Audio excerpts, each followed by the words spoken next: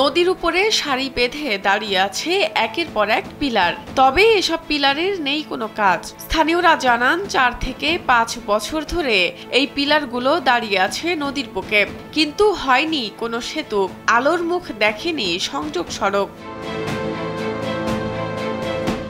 এলাকাবাসী অভিযোগ করেন, একটি সেতুর অভাবে স্কুলে যেতে পারছে না ছাত্রছাত্রীরা।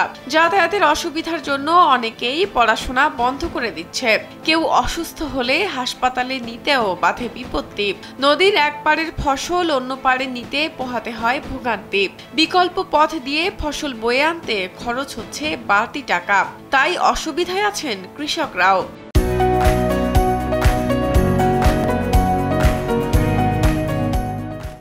আবাদও করবে যার পাইনি পানি বগর ছাওয়া পরও অনেক নষ্ট হয়ে যাবার লাগছে। ছাওয়ারও লেখাপড়া করার সময় আসপিয়ার পায় না, যখন পানি ওঠে বন্যাটা তো ছাওয়ারা আসপিয়ার পায় না, লৌকেও পাওয়া যায় না। এরকম করি মেলা মনে কর ছাওয়ার পর লেখাপড়া উন্নতি মনে কর নষ্ট হয়ে যাবার লাগছে। এটা তো 5 বছর আগেই হয়েছে, হাকি বেসারের সময় হয়েছে, হওয়ার পরে এখন বন্ধ হয়ে গেছে। আর এর পরে যেটা ব্রিজ হল সেইটা হয়ে গেছে।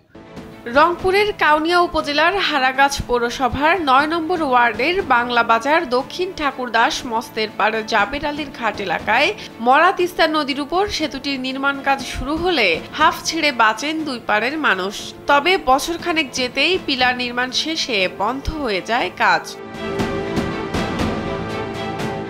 কাউনিয়া উপজেলা নির্বাহী কর্মকর্তা মোহাম্মদ মহিদুল হক জানান, বিষয়টি তিনি শুনেছেন। পৌরসভার প্রশাসকের সাথে কথা বলে দ্রুত কাজটি সমাপ্ত করার জন্য ব্যবস্থা গ্রহণ করবেন বলে জানান তিনি। ব্রিজের বিষয়টি আমরা অবগত আছি। পৌরসভার প্রশাসক হিসেবে সহকারী কমিশনার ভূমি দায়িত্বে আছেন। আমরা বিষয়টি তার সাথে কথা বলবো।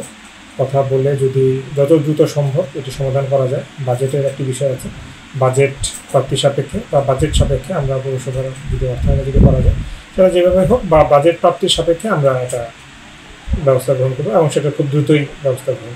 এলাকাবাসীর দাবি, দ্রুতই যেন সেতুর বাকি কাজ শেষ করে দুই পাড়ের মানুষের জীবনযাত্রা সহজ করা হয়। শাহনাজ পারভিন, কালবেলা।